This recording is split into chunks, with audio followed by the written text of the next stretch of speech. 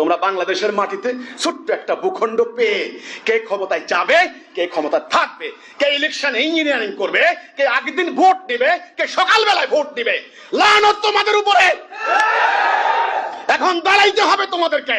কিন্তু তোমরা না দাঁড়াও তবে আমার চিৎকার ব্যর্থ হবে না।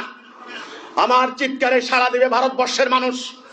খবর নাও, আজকে ঘরে ঘরে, কলকাতায়, পশ্চিমবঙ্গে, মিজোরামে, সর্বত্র ঘরে ঘরে আমার মতো গুণাগার মানুষের বক্তব্য চলছে।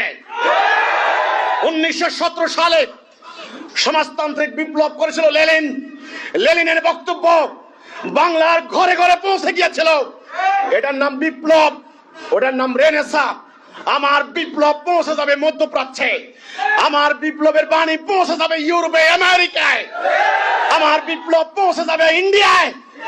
আর তোমরা বাঙালি, যদি তোমরা বঞ্চিত হও আমার কিছু করার নাই, কিন্তু মনে রেখো আমার এই কণ্ঠ ইথারের মধ্য দিয়ে আল্লাহ পৌঁছায় দিবেন দুনিয়ার ওই প্রান্তে।